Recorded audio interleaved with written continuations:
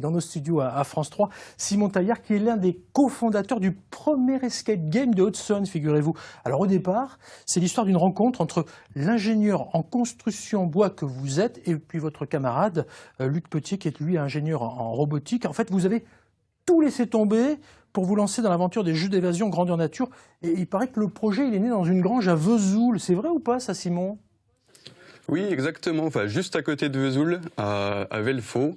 Et donc voilà, on voulait être sûr d'être capable de créer un escape game parce qu'il faut savoir qu'on fait tout de A à Z, donc les décors, les énigmes, la programmation des mécanismes et autres. Et donc on a tout fait dans une grange. On a déjà fait passer une dizaine de groupes de bêta-testeurs qu'on appelle donc des amis. Et vu que leur retour était très positif, on s'est lancé dans l'aventure et on a ouvert le premier escape game de Haute-Saône. Si je vous dis escape game, Karine, ça vous fait penser à quoi ? À des jeux et à des bons moments entre amis. Ouais, alors c'est quoi précisément un escape game ? Quel est l'objectif de la partie chez vous à Vesoul ? Dites-moi, Simon. Alors pour ceux qui connaissent pas l'escape game, en français c'est un jeu d'évasion. Donc les joueurs en fait vont être enfermés dans une salle où les décors il y aura des décors pour que les joueurs soient en immersion dans la salle. Et le but ça va être de s'échapper ou de remplir la mission en moins d'1 heure. Et donc pour ce faire, il y a de la fouille pour trouver des indices, de la manipulation et de la réflexion. Et donc là, pour notre première salle, on est parti sur la légende du sabot de Frotté. Donc à côté de Vesoul, il y a Frotté-les-Vesoul. Et à Frotté-les-Vesoul, il y a une colline et au-dessus de cette colline, il y a un gros rocher qui a une forme de sabot. Et selon la légende, ce serait le sabot du diable. Donc le diable qui aurait perdu son sabot à cet endroit. Et donc il y a des phénomènes un peu étranges qui se passent dans la région. Donc les joueurs viennent pour résoudre un peu tous ces mystères. Parfait, donc dans la première salle, ça sous-entend qu'il y en a une de seconde, on va y venir, mais je reviens dans la première. Il y a cette fameuse légende diabolique que certains connaissent, le sabot de Frotté, vous nous l'avez expliqué.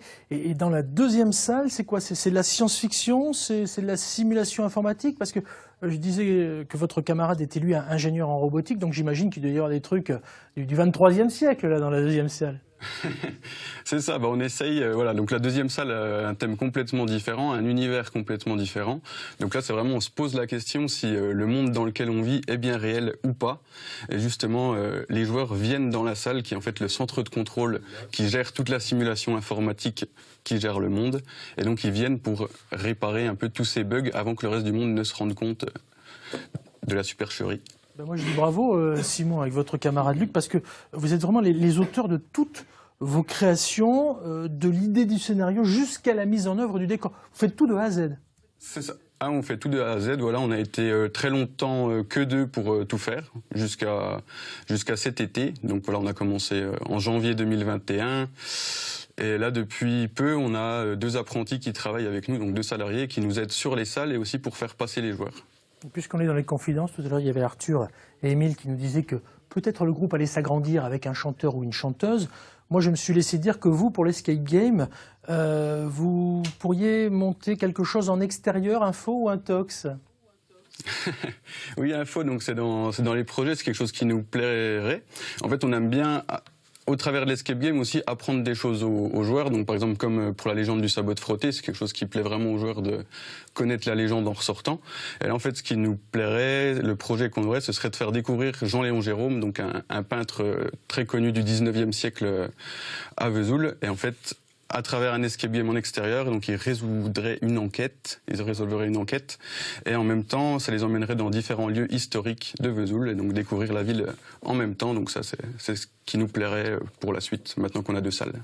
Ah ben, ça donne envie. Qu'est-ce que vous en pensez, là, vous, les garçons ? Oui. Ouais, J'ai jamais fait d'escape game de ma vie, mais ça peut être une belle découverte. Ouais, alors c'est bien parce que c'est vrai que ça renforce la cohésion d'équipe. Eux, c'est un groupe, là, c'est un duo pour l'instant, ça renforce. Ça se joue à partir de 2, l'escape game, et jusqu'à combien ? Dites-moi, jusqu'à 6, je crois, non ? Oui, c'est ça. Voilà. Après, ça dépend des salles, mais la grande majorité, c'est de 2 à 6 joueurs. Et donc, ouais, c'est vraiment quelque chose pour faire de la cohésion d'équipe ou en famille. C'est vraiment super pour se retrouver autour d'une activité vraiment différente des autres. Ah ben, c'est très bien. En plus, plus on est nombreux, moins c'est cher. Ça commence à 35 €. J'ai regardé sur votre site, et si on est 6, ça fait 20 € par personne. Ça peut être une belle idée de cadeau. On parlait de cadeaux tout à l'heure avec notre magicien qu'on retrouvera d'ici la fin de l'émission.